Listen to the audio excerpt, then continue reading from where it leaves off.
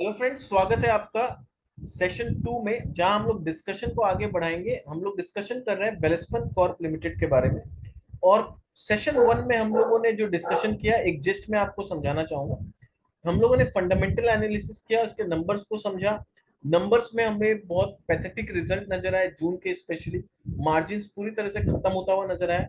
But interesting नजर आया इनके शेयर होल्डिंग पैटर्न में कि किस तरह से म्यूचुअल फंड अपना होल्डिंग बढ़ा रहा है, फॉरेन इंस्टीट्यूशनल इन्वेस्टर्स अपने होल्डिंग बढ़ा रहे हैं। तो फिर हम लोगों ने डिसाइड किया कि चलो इसका बिजनेस को स्टडी करते हैं। बिजनेस में हम लोगों ने पाया कि इन लोगों का मेन बिजनेस जो है वो लार्ज डायमीटर एलआई पाइप्स यानी लाइन पाइप्स बनाने का है, जिसके थ्रू ऑयल एंड गैस का पास ऑन किया, ऑयल एंड गैस को ट्रांसपोर्ट किया जाता है। उसके अलावा फिर पता चला कि इनके छोटे मोटे बिजनेस, साइड ऑन बिजनेस और भी है, जहां पर ये लोग बिलेट्स और ये सब चीज बनाते हैं जो स्टील इंडस्ट्री से रिलेटेड होता है।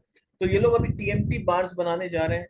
ये लोग अभी प्लास्टिक, ये लोगों ने सिंटेक्स के बिजनेस को अक्वायर किया है, जहां पर ये लोग प्लास्टिक के प्रोडक्ट्स, पॉलीमर प्रोडक्ट्स भी बनाने जा रहे हैं। तो इंटरेस्टिंगली ये देखने मिल रहा है कि कंपनी अभी तक बी टू बी हुआ करती थी, अब ये लोग धीरे धीरे अपने बिजनेस को बी टू सी मॉडल में लेके जा रहे हैं, जहां पर ये लोग डायरेक्टली कस्टमर फेसिंग प्रोडक्ट्स बना रहे हैं, जो कस्टमर को ये लोग डायरेक्टली बेच सके। तो उसमें टीएमटी बार्स आ रहा है, बिलेट्स को ये लोग एक्सपोर्ट कर सकते हैं। फिर ये लोग स्टेनलेस स्टील का ऑलरेडी इनके पास कैपेसिटी है।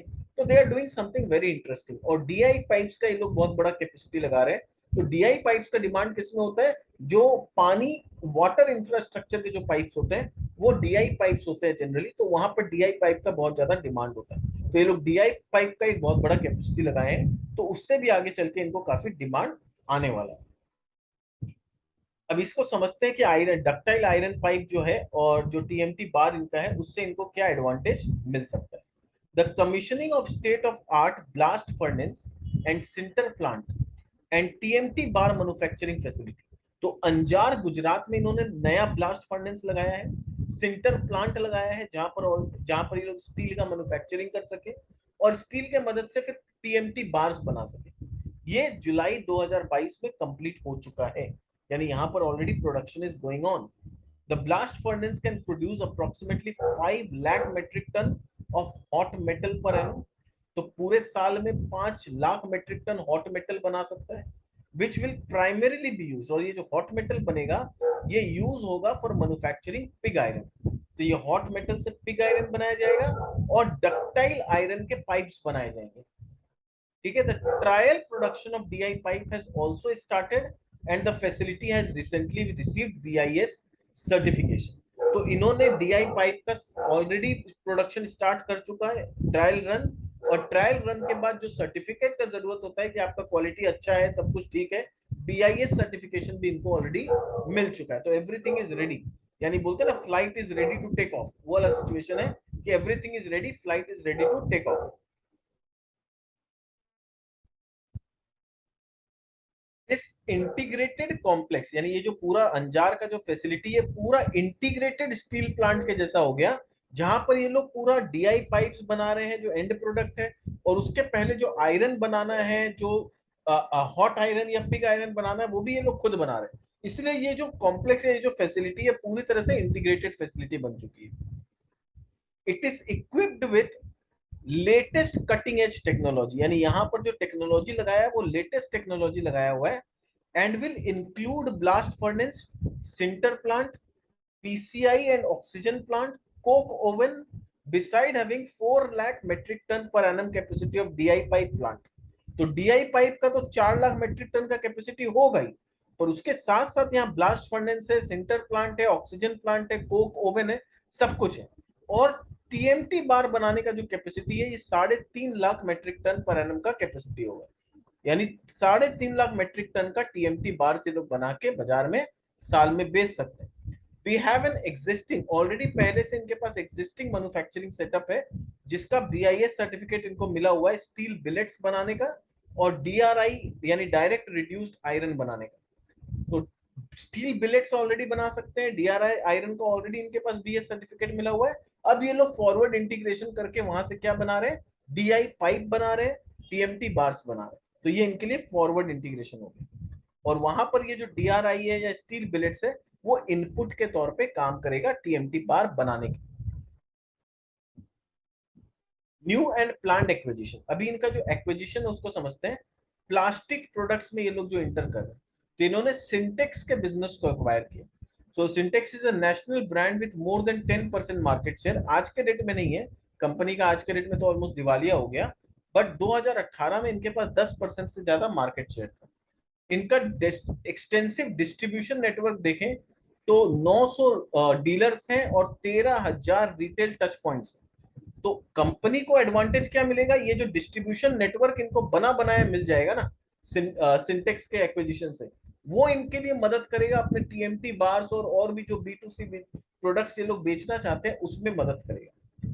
पोटेंशियल सिनर्जी कैसा बैठेगा इनके साथ, potential synergy of leveraging it's distribution platform with the group, यानी ये जो ग्रुप का जो बिल्डिंग मटेरियल है उसके साथ सिनर्जी बैठाएंगे क्या चीज का, ये जो डिस्ट्रीब्यूशन नेटवर्क इनको सिंटेक्स से मिलेगा।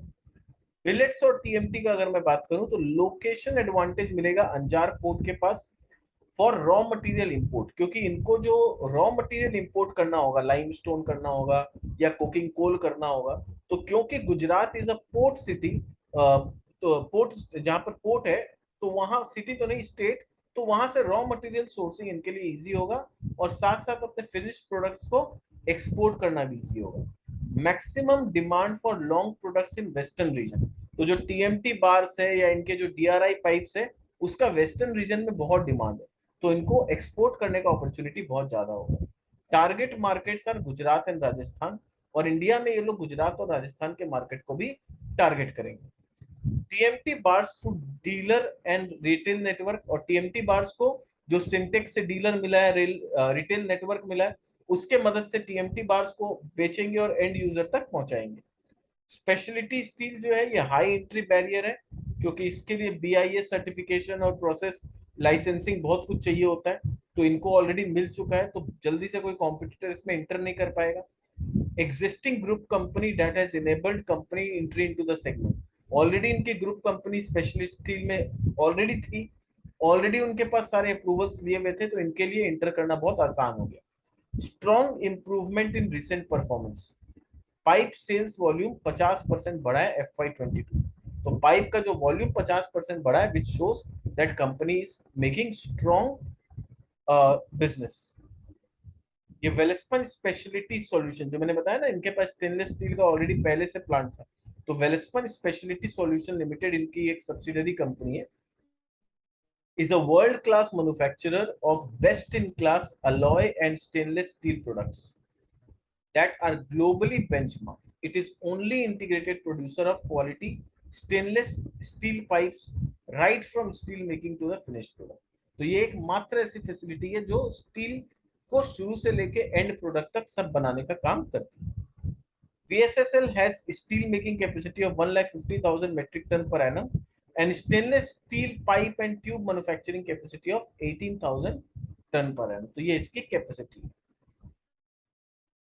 अब ये जो बिजनेस को ग्रो कर रही है कंपनी और अपने बिजनेस को इतना डाइवर्सिफाई कर रहा है, उसके पीछे रैशनल क्या है, इज इट इंटेलिजेंट डिसीजन या फिर अ फुलिश डिसीजन। तो देखते हैं क्या है, ये बोल रहे हैं अर्निंग्स प्रेडिक्टेबिलिटी, इससे फायदा क्या होगा। तो पहला चीज है कि अर्निंग्स थोड़ा प्रेडिक्टेबल हो जाएगा। जैसे मैंने बताया अभी इनका बिजनेस बहुत सिक्लिकल है और पूरी तरफ से किस पे डिपेंड करता है, ऑयल एंड गैस इंडस्ट्री पे। तो कभी ऑयल एंड गैस में अगर डिप्रेशन आ गया तो ये लोग का बिजनेस पूरी तरह से बंद हो जाएगा। तो अर्निंग्स के प्रेडिक्टेबिलिटी को इंप्रूव करने के लिए लोग अपने बिजनेस को डाइवर्सिफाई कर रहे हैं। फिर स्ट्रॉन्ग रेवेन्यू क्रिएट होगा, क्योंकि जितना ज्यादा डाइवर्सिफाइड प्रोडक्ट होगा उतना ज्यादा रेवेन्यू इंप्रूवमेंट आएगा। फिर कॉम्पिटिटिवनेस इनका बढ़ेगा in the business diversification. Strong presence इनका B2C सेगमेंट में हो जाएगा, dominant presence across each product segment, greater economies of scale मिलेगा, कैपेसिटी बढ़ेगा तो इकोनॉमीज ऑफ स्केल से इनका कॉस्टिंग भी कम होगा, which will provide a larger and a strong base for potential and future growth. Synergies, especially in raw material sourcing, common infrastructure and technical manpower. तो synergy का benefit इनको क्या चीज से मिलेगा, क्योंकि इनके पास अलग अलग प्लांट्स हैं, तो रॉ मटेरियल सोर्सिंग ये लोग अंजार प्लांट में इंपोर्ट कर सकते हैं आसानी से। कॉमन इंफ्रास्ट्रक्चर यूज करेंगे तो वहां पर बिना कोई खर्चा प्रोडक्शन बढ़ा सकते हैं। एंड टेक्निकल मैन पावर जो एक फैक्ट्री में है, अब क्योंकि ये लोग मर्ज हो गए तो वही मैन पावर इनके लिए भी काम करेगा without taking any extra salary, तो वहां पर भी इनको बेनिफिट मिलेगा। तो ये सारा कुछ क्या होगा, अल्टीमेटली स्टेक होल्डर के लिए वैल्यू क्रिएट करेगा और वैल्यू अनलॉकिंग का काम भी करेगा आगे चल के। हाइड्रोजन गैस के ट्रांसपोर्ट में लेके कंपनी काफी ज्यादा बुलिश है। They are the first Indian company to have joined H2 pipe joint industry project in hydrogen pipeline. तो हाइड्रोजन पाइपलाइन में 24 वर्ल्ड की प्रीमियर एनर्जी कंपनीज है, वो लोग आपस में कोलैबोरेट करके कुछ टेक्नोलॉजी इन्वेंट करने का कोशिश कर रहे हैं। तो उस 24 कंपनी में इंडिया की एकमात्र कंपनी अगर कोई है तो वो वेलस्पन कॉर्प है। So developing the world's first guideline for transport of hydrogen gas. तो they will be developing दुनिया का पहला गाइडलाइन बनाएंगे कि हाइड्रोजन गैस को पाइप के थ्रू कैसे ट्रांसपोर्ट किया जाए in existing and new offshore pipelines. Also, they have partnered with Tata Steel to develop the framework and subsequently manufacture pipes for transport of pure hydrogen and natural gas blended hydrogen. Tata steel के साथ इन्होंने partner कर रखा है, जहां पर ये लोग ऐसा फ्रेमवर्क बनाएंगे मिलके कि प्योर हाइड्रोजन को या फिर नेचुरल गैस ब्लेंड किया हुआ हाइड्रोजन को पाइप के थ्रू कैसे ट्रांसपोर्ट किया जा सकता है. तो they are focusing on renewable energies, क्योंकि इनको भी पता है कि आने वाले 2 साल 3 साल बाद रिन्यूएबल एनर्जी का डिमांड बहुत ज्यादा होने वाला है. तो वो लोग अभी से प्लान कर रहे हैं कि हाइड्रोजन गैस को कैसे भेजा जाए. Q1 का अगर मैं प्रोडक्शन का बात करूं तो 158 किलो मेट्रिक टन का प्रोडक्शन हुआ है, 157 केएमटी का सेल्स हुआ है. पाइप्स का बात करें, अदर वर्टिकल्स का बात करें तो 36 केएमटी का बिलेट सेल हुआ है. स्टेनलेस स्टील पाइप्स का अगर बात करें तो 692 मेट्रिक टन का सेल्स हुआ है. ऑर्डर बुक इनके पास आज के डेट में 1020 केएमटी का है. एक्टिव बिड्स जहां पर ये लोग लाइन पाइप्स में बिडिंग करेंगे आगे चल के 1930 केएमटी का बिडिंग बचा हुआ है. और सेल्स जो आया है 1557 मेट्रिक टन का स्टेनलेस स्टील बार्स का सेल्स आया है. सेल्स वॉल्यूम मिक्स आप देख सकते हो किस तरह से यहाँ पर 18 में बढ़ गया था, फिर 19 डाउन हुआ, 20 डाउन हुआ, 21 में फिर बढ़ गया, एंड अल्टीमेटली 22 में फिर यहाँ पर थोड़ा सा रिड्यूस दिख रहा है. तो इंडिया हो या यूएसए हो या सऊदी हो, सब में मोरलेस एक जैसा ट्रेंड है. हाँ, सऊदी में क्या हुआ था 2020 में अचानक से ये बहुत बढ़ गया था. ठीक है. बिजनेस आउटलुक का बात करें तो लाइन पाइप्स का डिमांड दिन पे दिन बढ़ रहा है. क्यों? क्योंकि ऑयल एंड गैस का जो पाइपलाइन है उसका रिक्वायरमेंट अक्रॉस द कंट्री बढ़ रहा है. वाटर डिस्ट्रीब्यूशन नेटवर्क पे गवर्नमेंट बहुत ज्यादा फोकस है, तो वहां से दिया जो डक्टाइल आयरन पाइप्स है उसका डिमांड पे ह्यूज इम्पेटस मिलेगा on creating drinking water supply infrastructure. तो Jal Shakti ministry has allocated 86,000 crore which is higher than last year. तो वहां पर इनको काफी अच्छा 5 से 7 साल का डेवलपमेंट दिख रहा है कि टीआई पाइप्स का डिमांड बहुत होगा. लॉन्ग प्रोडक्ट्स का बात करें तो demand pickup steaming from governments thrust on infrastructure, यानी गवर्नमेंट जितना इंफ्रास्ट्रक्चर पे जोर देगी, कंस्ट्रक्शन पे जोर देगी, उतना लॉन्ग प्रोडक्ट्स टीएमटी बार्स का डिमांड बढ़ेगा. स्टेनलेस स्टील और ट्यूब्स का डिमांड बढ़ेगा जितना डिफेंस इक्विपमेंट्स का मैन्युफैक्चरिंग इंडिया में बढ़ेगा. तो पावर हो गया, न्यूक्लियर हो गया या डिफेंस हो गया, इसके प्रोडक्ट्स में जितना ज्यादा मैन्युफैक्चरिंग होता है उतना स्टेनलेस स्टील का डिमांड बढ़ता है. ठीक है. तो ये ओवरऑल हम लोग को समझ में आ रहा है आगे चल के बिजनेस क्यों अच्छा कर सकता है. हाइलाइट्स का बात करें तो करंट इनका जो ऑर्डर बुक है 1020 केएमटी का ऑर्डर बुक है, करीब करीब 13,350 करोड़ का ऑर्डर है. और उसके बाद अगर बात करें तो इनको 1600 करोड़ का ऑर्डर करीब करीब रिसेंटली 2-3 दिन पहले भी मिला है. तो वहां पर अगर बात करें तो इनका ऑलमोस्ट 15,000 करोड़ के आसपास का ऑर्डर बुक बन जाता है आज के डेट. सेल्स वॉल्यूम का बात करें तो लाइन पाइप्स का वॉल्यूम 157 केएमटी का रहा है, बिलेट्स का 36, एसएस बार्स का 1557 जबकि 142 था. तो यहाँ पर काफी अच्छा ग्रोथ आया है. एसएस पाइप्स का बात करें तो 358 टन से बढ़ के 692 टन हो गया है. तो ये सारा कुछ कंपनी का डेवलपमेंट में अच्छा दिखा रहा है. देखते हैं बिजनेस आउटलुक क्या बताता है. ये मैं पूरा इतना रीड नहीं करूंगा, आपको एक ओवरऑल जिस्ट दूंगा, आप चाहे तो इसको वीडियो को पॉज करके पूरा पढ़ सकते हैं. बिजनेस आउटलुक में इंटरेस्टिंग चीज क्या हो रहा है आप ये समझो कि अमेरिका में इनके प्लांट है. अब अमेरिका में क्या हो रहा है डेवलपमेंट कि ये जो यूरोपियन कंट्रीज है 5-6 ये लोग अभी तक क्या है जो ऑयल एंड गैसेस लिया करते थे ये लोग रशिया से लिया करते थे.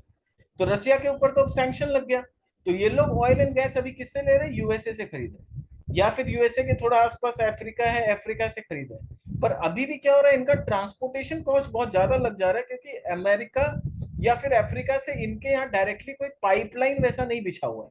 तो क्योंकि ये लोग अब कोशिश कर रहे हैं कि हम लोग रशिया पे डिपेंडेंस कम करेंगे, और रशिया पे सैंक्शन लगा हुआ है तो डिपेंडेंस कम करना चाहते हैं, तो इसलिए क्या है, पाइपलाइन का रिक्वायरमेंट बहुत ज्यादा आएगा कि यूएस से यूरोप तक पाइपलाइन बिछाया जाए, या अफ्रीका से यूरोप तक पाइपलाइन बिछाया जाए, या फिर ये लोग अगर मिडिल ईस्ट से सोर्स करना चाहेंगे तो मिडिल ईस्ट से भी इनको पाइपलाइन बिछाने का जरूरत पड़ेगा। तो डेफिनेटली जिस तरह का चेंजेस हो रहा है ना, पाइपलाइन का, ऑयल एंड गैस के पाइपलाइन का रिक्वायरमेंट बहुत ज्यादा बढ़ने वाला है। कंपनी के लिए सबसे इंटरेस्टिंग क्या हुआ है, जो कंपनी खुद एडमिट कर रही है, the current environment of high energy prices, कि एनर्जी प्राइसेस हाई है तो ऑर्डर्स इनको ज्यादा मिलेंगे, क्योंकि जो भी एनर्जी प्रोड्यूसर है वो चाहेगा कि अभी प्राइस हाई है, जितना ज्यादा बेच लो उतना अच्छा। तो जितना ज्यादा बेचने के लिए तो पाइपलाइन चाहिए ना, तो पाइपलाइन का ऑर्डर आएगा। तो high energy prices coupled with decline in global steel prices, और ग्लोबली स्टील का प्राइसेस डाउन है तो इनके रॉ मटेरियल का प्राइसेस डाउन है, और ये लोग जिस फिनिश्ड गुड्स को केटर करते हैं उसका प्राइस हाई है, तो स्प्रेड इनको ज्यादा मिलेगा। तो ये इनके लिए सबसे एक्सट्रीमली वेल सिचुएशन होता है, ये मैनेजमेंट खुद एक्सेप्ट कर रही है, this is very well situation for us. तो अभी जो ऐसा सिचुएशन है इनके लिए सबसे ज्यादा एडवांटेज है। इंडियन सिनेरियो का बात करें तो इंडिया में भी जो पॉलिसी फ्रेमवर्क है वो सपोर्टिव है, कि गवर्नमेंट चाह रही है कि ज्यादा से ज्यादा नेचुरल गैस का हम इस्तेमाल करें। फर्टिलाइजर कंपनीज हो गए, या सेरामिक कंपनीज हो गए, या ग्लास मेकिंग कंपनीज, उनको बोला जा रहा है कि आप ज्यादा से ज्यादा नेचुरल गैस यूज करो, क्रूड ऑयल का इस्तेमाल कम से कम करो। भले ही अभी नेचुरल गैस का दाम बढ़ा हुआ है तो वहां भी अफोर्डेबिलिटी नहीं आ रहा है, बट एक बार थोड़ा सा सॉर्ट आउट हो जाए नेचुरल गैस का प्राइस, तो हम सब चाहते हैं कि नेचुरल गैस का रिक्वायरमेंट ज्यादा हो, और क्रूड ऑयल का हम लोग डिपेंडेंसी, उस पर डिपेंडेंसी कम करें। तो expansion of city gas distribution grid is set to continue in future also. तो वहां पर जितना नेचुरल गैस का हम लोग रिक्वायरमेंट बढ़ाएंगे उतना गैस पाइपलाइन का जरूरत पड़ेगा। तो इंडिया में एक बहुत बड़ा प्लेयर है वेलस्पन कॉर्प, तो इसको एडवांटेज मिलेगा उस चीज का। यूएसए का ऑलरेडी मैंने समझा दिया, यूएसए से भी इनको रिसेंटली बहुत बड़ा ऑर्डर भी मिला है। We recently announced winning a single largest order in our history for supply of pipes valued 5,000 crore in US. The order is to supply 3,25,000 metric ton approximately of large diameter coated pipes. तो large diameter coated pipes का ये लोग supply करेंगे। और ये कौन सा, इनका जो लिटिल रॉक प्लांट यूएस में जो इनका प्लांट है वहां से सप्लाई होगा, और ये 12 महीना के अंदर इनको कंप्लीट करके देना है। तो 12 महीना में अगर 5,000 करोड़ का ऑर्डर कंप्लीट करना है तो कहीं ना कहीं ईयरली रेवेन्यू 5,000 करोड़ तो मिनिमम हो ही गया। अगर 12 महीना में कंप्लीट करना है तो 12 महीने में आप 5,000 करोड़ का तो रेवेन्यू ऐसे ही जनरेट कर लिए, which is good for you. Saudi Arabia का बात करें तो सऊदी अरेबिया भी अभी सऊदी अरब को एम कर रहा है कि अपना केपेक्स को बूस्ट करेगा, $40 बिलियन से $50 बिलियन तक केपेक्स करेगा, किसमें, पाइपलाइन बिछाने में और इंफ्रास्ट्रक्चर में, with further growth expected until around middle of the decade. तो यानी बोला जा रहा है कि 2025 तक ऑलरेडी दिख रहा है कि इसमें काफी अच्छा ग्रोथ आएगा। क्रूड ऑयल का रिक्वायरमेंट अभी 25 तक बढ़ने ही वाला है, और 2027 तक ये बढ़ के 13 मिलियन बैरल्स पर डे का ये लोग कैपेसिटी बनाना चाह रहे हैं। इसको मतलब 13 मिलियन बैरल पर डे से कैपेसिटी को और बढ़ाएंगे। तो ऑयल का प्राइस जो अभी सर्ज हो रहा है उससे इनको काफी एडवांटेज मिल रहा है, तो यहाँ पर भी ये लोग काफी खर्चा करने के लिए तैयार है। तो ऑल इन ऑल यूएसए को बेनिफिट है, तो यूएसए से ऑर्डर आएगा। मिडिल ईस्ट में बेनिफिट हो रहा है क्रूड ऑयल से, वो लोग काफी खर्चा करेंगे केपेक्स में। इंडिया में नेचुरल गैस की वजह से पाइपलाइन का डिमांड आएगा। हाइड्रोजन गैस के लिए ऑलरेडी इन लोगों ने टाटा स्टील के साथ एमओयू साइन कर लिया है कि ये लोग ऐसा फ्रेमवर्क डेवलप करेंगे जहां पर they will manufacture pipes for transportation of pure hydrogen and naturally blended hydrogen. Long term value creation कैसे करेंगे, बिजनेस में ग्रोथ आएगा, साथ साथ ये लोग डाइवर्सिफिकेशन भी कर रहे हैं, B to B business model को बी टू सी तक ले जा रहे हैं। फिर building resilience, robust balance sheet already इनके पास है। फिर ईसीजी इनिशिएटिव्स पे काम कर रहे हैं कि इनको किसी भी तरह का नेगेटिव रेटिंग ना मिल जाए, और प्रूडेंट कैपिटल एलोकेशन ऑलरेडी ये लोग कर रहे हैं कि अच्छे अच्छे जगह पैसा इन्वेस्ट करके वहां से रिटर्न कमाने का सोच रहे हैं। They are top three among the line pipe, अगर लाइन पाइप का बात करें तो globally they are top three players. 50 plus approvals already इनके पास है, और 15 million metric tonne pipes diversified since inception. इतना सारा पाइप ऑलरेडी ये लोग डिलीवर, सॉरी डाइवर्सिफाइड नहीं, डिलीवर कर चुके हैं already. So 2.55 million metric tonne pipe capacity है इनके पास। 6 मैन्युफैक्चरिंग फैसिलिटी है इन 3 डिफरेंट कंट्रीज। कौन कौन सा? इंडिया में है, यूएस में है, ठीक है, और मिडिल ईस्ट में। और यूज्ड कहाँ पर इनका जो प्रोडक्ट होता है, ऑयल एंड गैस इंडस्ट्री को केटर करता है, वाटर इंडस्ट्री को करता है, और अब जो टीएमटी बार बना रहे हैं उससे कंस्ट्रक्शन को भी ये लोग मदद करेंगे। अप्रूवल्स का बात करें तो ऑयल एंड गैस में सब अच्छी अच्छी कंपनी से इनको अप्रूवल मिला हुआ है। ट्रांसपोर्टेशन में इनको गेल से, प्लेन से, एनर्जी ट्रांसफर, एनजीएल, इनब्रिज सबसे मिला हुआ है। अदर्स में भी इनको सारे बहुत अच्छे अच्छे अप्रूवल्स ऑलरेडी इनको मिले हुए। कैपिटल एलोकेशन का बात करें तो इनका डिविडेंड पे आउट रेशियो अच्छा ही रहता है। FY22 में 30% रहा है, FY21 में 21% रहा है। कैश फ्रॉम ऑपरेशन ये लोग अच्छा जनरेट करते हैं, ठीक है। अभी इनको रिसेंटली जो ये लोग गेन हुआ था 359 करोड़ का, वो अदर इनकम में इन्होंने दिखाया था। सऊदी में आईपीओ आया था, मतलब आईपीओ प्रोसीड से ये रुपया आया था। From sale of PCMD business 806 crore रुपया आया था। तो ये 359 करोड़ आईपीओ से आया था, और एक बिजनेस इन्होंने बेचा था पीसीएमडी, उससे 806 करोड़ रुपया आया था। फिर ये लोग बाईबैक किए थे शेयर का इन FY20। इंटरिम डिविडेंड 10 रुपया पर शेयर दिया था 2020 में। फिर expansion and diversification of product offering already ये लोग कर रहे हैं, तो वहां पर इनको काफी अच्छा ग्रोथ नजर आ रहा है फ्यूचर में, ठीक है। वैल्यूएशन में आने से पहले एक और चीज हम लोग डिस्कस करते हैं इसके बारे में, जो रिसेंटली कुछ अपडेट्स हुए हैं कंपनी में। अगर आप देखो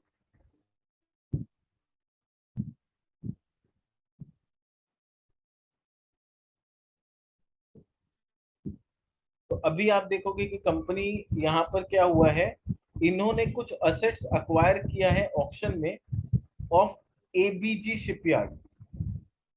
The Honorable Supreme Court had, by its order dated August 26, directed the liquidator of ABG Shipyard to conclude the sale of specified assets.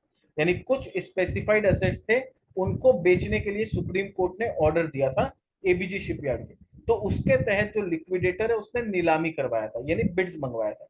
और फिर क्या बोल रहा है, we are now please to inform that the liquidator of ABG Shipyard Limited has declared Welspun as a successful bidder in the terms of process memorandum।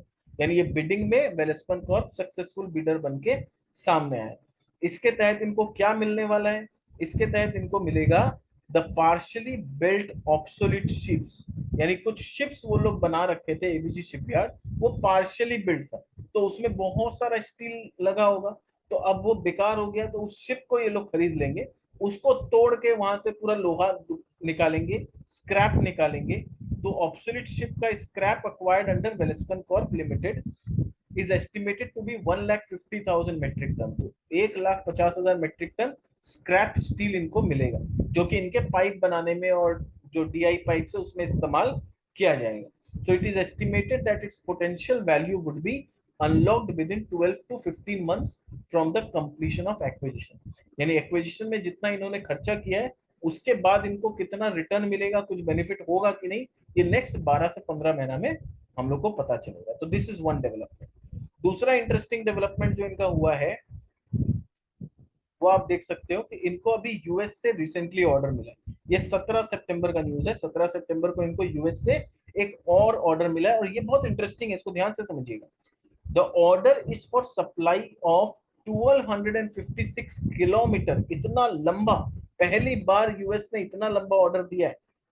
इतना लंबा pipeline बिछाएंगे, almost 1 lakh metric ton का high frequency induction welding pipe. तो ये याद रखिए, HFIW, high frequency induction welding pipe का order मिला है। और किस पर्पस में यूज होगा? And would be used for transporting captured carbon dioxide, यानी जो कार्बन डाइऑक्साइड को कैप्चर किया गया है, कार्बन को जो कैप्चर किया गया है उसको ट्रांसपोर्ट करने में मदद करेगा ये पाइप। यानी ये एक पूरा रिन्यूएबल सोर्स ऑफ एनर्जी हो रहा है। ये एक नया इन्फ्लेक्शन पॉइंट में पूरा दुनिया जा रहा है, जहां पर हम लोग फॉसिल फ्यूल से धीरे धीरे रिन्यूएबल एनर्जी की तरफ शिफ्ट हो रहे हैं। तो यहाँ पर हम लोग कार्बन को कैप्चर कर रहे हैं ताकि इन्वायरमेंट में ना जाए, ग्लोबल वार्मिंग ना जाए। पर कैप्चर करने से कुछ नहीं होगा, कैप्चर करके आपको उसको इस्तेमाल भी करना पड़ेगा। तो इस्तेमाल करने के लिए कार्बन को, जो आपने कार्बन कैप्चर कर रखा है, उसको आपको ट्रांसपोर्ट करना होगा जहां उसका रिक्वायरमेंट है। और ऐसा टेक्नोलॉजी अभी तक पूरे दुनिया में कहीं नहीं। अमेरिका ने पहली बार इनको ऑर्डर दिया है कि ऐसा पाइप आप बनाइए जो कि कार्बन जो कैप्चर किया हुआ उसको ट्रांसपोर्ट कर सके। एंड ये लोग ऑलरेडी ऑब्वियसली टेस्ट किए होंगे तभी ऑर्डर मिला है, तो डेफिनेटली टेस्ट सक्सेसफुल रहा होगा तभी इतना बड़ा इनको ऑर्डर मिला है। तो ये कुछ ना कुछ, कुछ भी नहीं तो 1600 करोड़ के आसपास का ये ऑर्डर। और ये पाइप क्या होगा, the pipe for this order will be produced from our Little Rock plant in US and same will be executed in FY 23-24।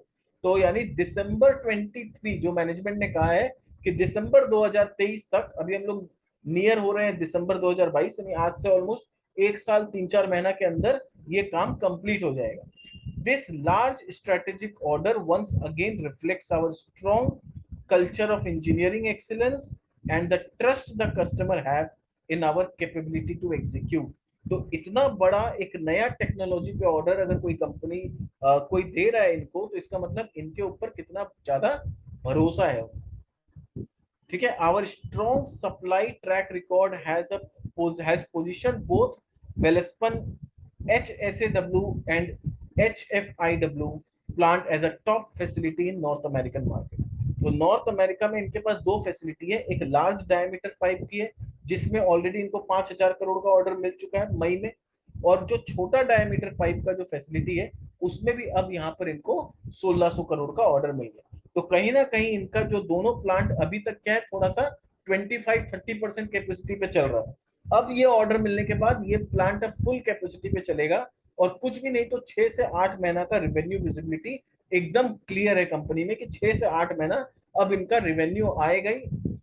ठीक है, सॉरी 6 से 8 महीना मैं बोल रहा हूँ, आने वाले 6 क्वार्टर, 6 से 8 क्वार्टर अब इनका रेवेन्यू विजिबिलिटी एब्सोल्युटली क्लियर है, जो मैनेजमेंट ने खुद एक्सेप्ट किया। और ये ईसीजी गोल के लिए बहुत अच्छा है इनके लिए कि ये लोग ऐसा पाइप बना रहे हैं जो कैप्चर्ड कार्बन को ट्रांसपोर्ट करेगा।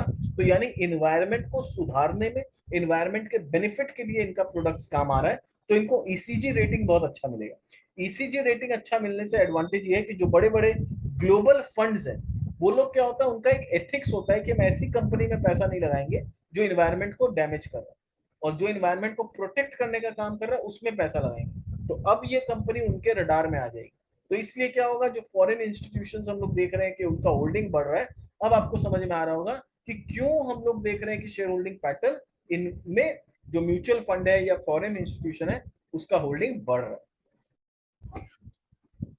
तो आई थिंक ये अब एकदम क्लियर हो गया। तो ये सब चीज अपने को डेवलपमेंट देखना होता है जब हम लोग कंपनी के बारे में डीपली स्टडी करते हैं। खाली नंबर्स देख लेंगे कि पिछला 2 क्वार्टर में खराब हुआ है, तो उससे रिजल्ट नहीं आएगा ना। Stock market is about thinking what is going to happen in future. Stock का प्राइस इस बात से डिसाइड नहीं होता है कि पास्ट में क्या हुआ, वो इस बात से डिसाइड होता है कि फ्यूचर में क्या होने वाला है। और ये अब पढ़ के आपको समझ में आ गया कि क्यों इसके स्टॉक प्राइस में पिछले कुछ समय से इतना तेजी है, क्योंकि ये सारा कुछ इतना अच्छा अच्छा डेवलपमेंट कंपनी में ऑलरेडी हो रहा है। अगर मैं आपको थोड़ा सा इसके इंटरव्यू के बारे में दिखाऊं जो मैनेजमेंट ने चीफ बिजनेस में आके दिया था, तो आप देख सकते हो यहाँ पर।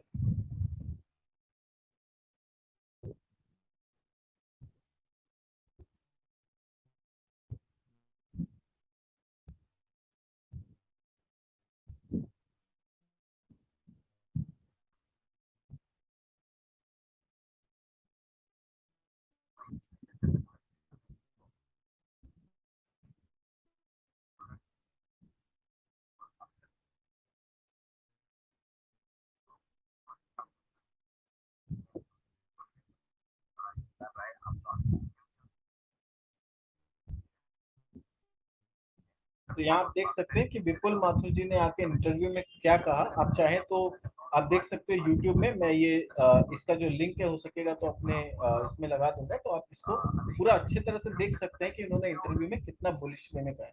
मैं पूरा ये वीडियो प्ले नहीं कर सकता हूँ, आप जानते हो कॉपीराइट इश्यूज आ जाएगा, तो इसीलिए we can not do this. Let me stop this. ठीक है, तो आप चाहो तो आगे चल के इसको और जाके इस वीडियो को आराम से यूट्यूब में आप देख सकते हो, उससे आपको एक पूरा आइडिया लग जाएगा कि कंपनी में क्या हो रहा है।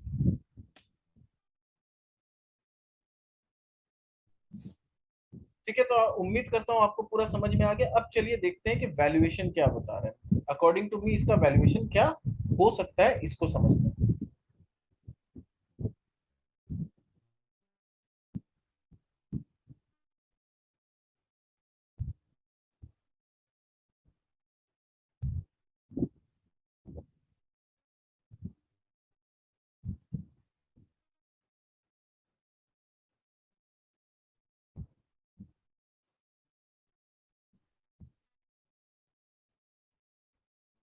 तो अकॉर्डिंग टू मी मेरे को क्या लगता है कि इस कंपनी में क्या इंटरेस्टिंग हो सकता है कि अभी इनका रिवेन्यू जो है वो 6,505 करोड़ का है, और जिस तरह का डेवलपमेंट कंपनी में हो रहा है, कंपनी B2C में जा रही है और बड़े बड़े ऑर्डर्स मिल रहे हैं, इनका अगर सब कुछ इसी तरह से मिलता रहा तो एक साल में 32% के आसपास का ग्रोथ हो सकता है। 5,000 करोड़ का तो ऑलरेडी फिक्स है, क्योंकि वहां पर ऑर्डर ऑलरेडी आया हुआ है जो 12 महीना में करके देना है, और उसके अलावा 3,500 करोड़ का और रिवेन्यू और आराम से कंपनी कर सकती है।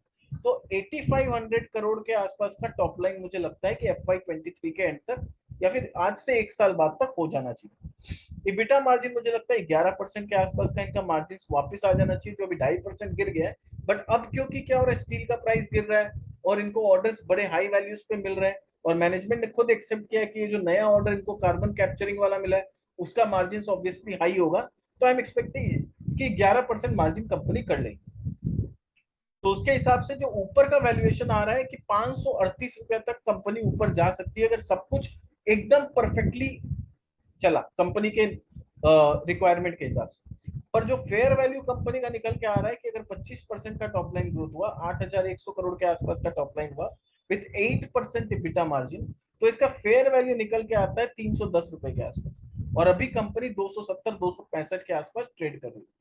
और अगर सिचुएशन खराब हो गया, यूक्रेन का वॉर दोबारा से बड़ा हो गया या कुछ रिसेशन जैसा सिचुएशन हो गया, तो 20% का टॉप लाइन ग्रोथ अगर कंपनी करती है और मार्जिन इनका गिर के 7% रह जाता है, तो वहां से कंपनी गिर के 210-215 रुपए तक नीचे गिर के आ सकती है। तो इससे ज्यादा डाउनफॉल कंपनी में भी फिलहाल दिखता नहीं है। अगर मेरा ओपिनियन मैं अगर बोलूं तो मुझे लगता है कि कंपनी कहीं ना कहीं 300 से 500 रुपए के बीच में ट्रेड करनी चाहिए वेरी सून। 300 रुपए से 500 के बीच में ये ट्रेड करेगी। 500 से ऊपर इमीडिएटली जाता हुआ नहीं दिखता है मुझे, और 300 के आसपास रहना चाहिए प्राइस, जिस तरह का बिजनेस मॉडल बता रहा है आज के रेट। कल को अगर आउट ऑफ द ब्लू कुछ वैसा अदघटन हो जाता है पूरे दुनिया में, तो फिर तो कोई कुछ नहीं कर सकता। बट अगेन ये मेरे तरफ से किसी तरह का कोई रिकमेंडेशन नहीं है, it is only for educational purpose. मेरा काम था कि मैं आपको बिजनेस के बारे में सब कुछ काफी डिटेल में समझाऊं, पूरे डिटेल में बताऊं, ताकि आप अपना एक डिसीजन बना सके कि ये कंपनी सही है या गलत। आप अपने फाइनेंशियल एडवाइजर से जरूर कंसल्ट करिएगा, हो सके तो उनके साथ भी वीडियो शेयर करिए ताकि वो भी देख के फिर आपको कुछ अच्छा डिसीजन या अच्छा एडवाइस दे पाए। ठीक है।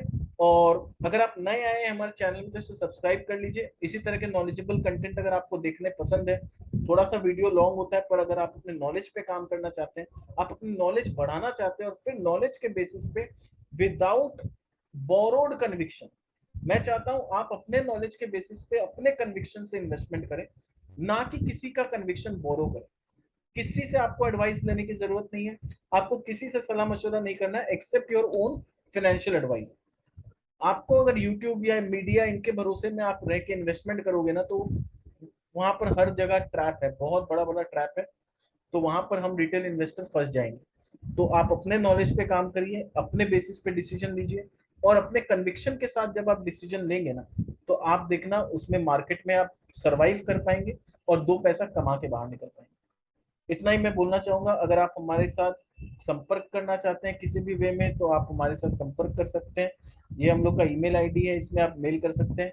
अगर आपको कोई क्वेरी है, आप कमेंट बॉक्स में ऑब्वियसली लिखिए, ताकि हमें भी पता चल सके कि आपको क्या अच्छा लगा, क्या नहीं अच्छा लगा, क्या इंप्रूवमेंट आप और देखना चाहेंगे, क्या पॉइंट्स आप और चाहते हैं कि हम अपने एनालिसिस में कवर करें। ये लिख के बताइए आप। और वीडियोस पसंद आए तो लाइक जरूर कर दीजिए, शेयर करिए, नए आए तो सब्सक्राइब जरूर करिए, क्योंकि बहुत मेहनत लगता है इस तरह के वीडियोस बनाने में। आपका सपोर्ट का बहुत जरूरत पड़ता है, ताकि हम लोग भी मोटिवेटेड रहें कि हाँ आपको वीडियोस पसंद आ रहा है, हमारे मेहनत से आपको कुछ फायदा हो रहा है तो अच्छा लगता है। और ये पता कैसे चलता है कि आपको फायदा हो रहा है, जब आप लाइक करते हैं हमारे वीडियोस में। आप लाइक नहीं करते हैं तो क्या है, वो कम्युनिकेशन गैप रह जाता है, समझ में नहीं आता है कि आपको कुछ फायदा हो भी रहा है क्या। तो वीडियो को लाइक करना मत भूलिएगा। Thank you so much. मिलते हैं हमारे नेक्स्ट वीडियो में किसी नई कंपनी के साथ। और हाँ, ये दोनों वीडियो जो पार्ट 1 पार्ट 2 है, मैं प्लेलिस्ट बना दूंगा, तो आप प्लेलिस्ट में जाके दोनों वीडियो आप देख सकते हैं। Thank you so much, bye bye.